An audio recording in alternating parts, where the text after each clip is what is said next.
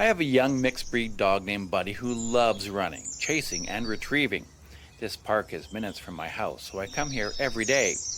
I let Buddy off leash because he needs to run and get lots of exercise. When he's on a leash, he just pulls, and it's so annoying. If Buddy doesn't get enough exercise, he will chew the furniture and dig up the yard. Buddy also has good recall. Anytime I call him, he comes right back to me.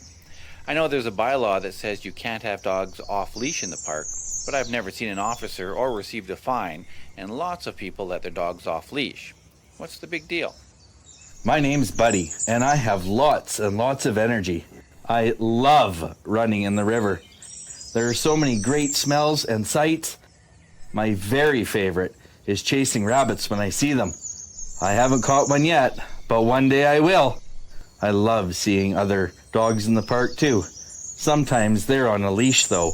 Boring. One time, I met a porcupine and pounced on it. That was terrible. I had porcupine quills all over my face and mouth. My owner was so worried, I had to go to the veterinarian and be put under anesthetic for the vet to pull them out. Some quills had broken, and it took a long time for them to come out on their own. It hurt a lot. Hi, I'm Pippi, and I love walking in the park. There are so many wonderful smells from other dogs, people, and wildlife. I always walk on my leash. Once, when I was a young dog, my owner let me off my leash and I wandered too far from them. Then, a coyote started stalking me and my owner rescued me just in time. Now I am only kept on leash. I don't think a coyote will get me when I am so close to my owner. But I am still very afraid of the bigger dogs running off leash. I use the pathways in the park to skateboard to school every day when the weather is warm. It's awesome. It means I don't have to take the bus. It's usually great, except when I get chased by dogs. I've been knocked over twice by dogs jumping on me, and it ended up with bruises and scrapes. It was scary. Another thing, dog owners don't always pick up their dog's poo, and sometimes I roll through it on my skateboard. It gets all over my wheels, and it stinks all the way to school. I got dog poo in my locker once because I didn't have enough time to clean it up properly. Gross. I'm a bylaw officer. It is my job to make sure that pet owners are obeying the responsible pet ownership bylaw that regulates dogs in the city. I encourage people to learn about the laws in our city, which are designed to protect both pets and people. There are parks where dogs must be on leash, and so many people let their dogs off leash. It's so frustrating. Dog owners can get very angry when they receive a fine for having their dog off leash. I'm just doing my job.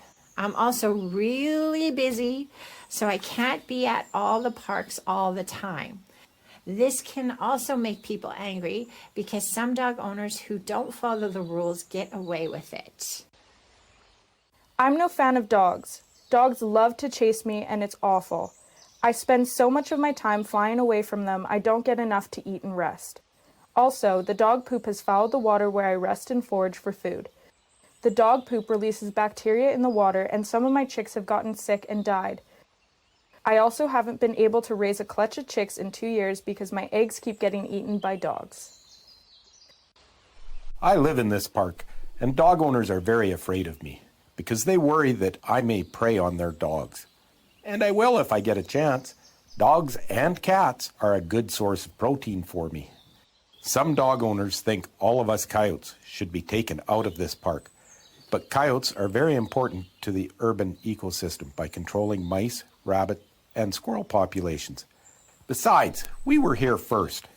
Last year, a dog sick with parvovirus visited the park, and the owner did not pick up the dog's feces, also known as dog poop. The virus infected my whole pack, and only 2 of us survived.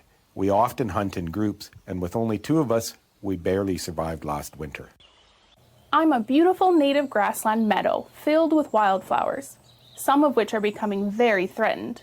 Most people know they should never pick a wildflower, yet they let their dogs trample and dig up my grasses and flowers. One area of my meadow has so many dogs and people walking through it that it's just dirt and nothing will grow there. That means that deer, rabbits, and birds have stopped visiting that part.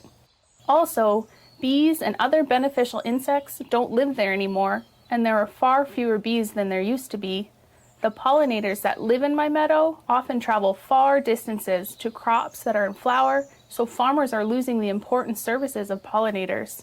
And the feces of dogs that owners leave behind are very high in a nutrient called nitrogen, which helps invasive plants like dandelions grow fast and push out my beautiful wildflowers.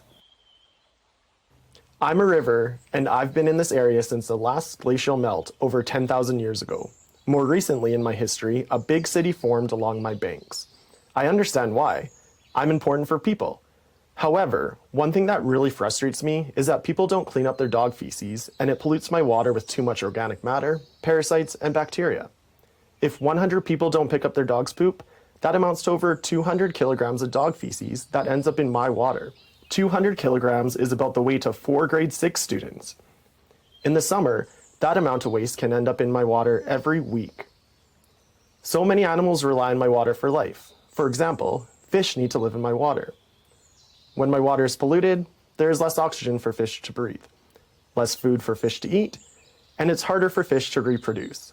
Polluted, poor quality water isn't good for anyone.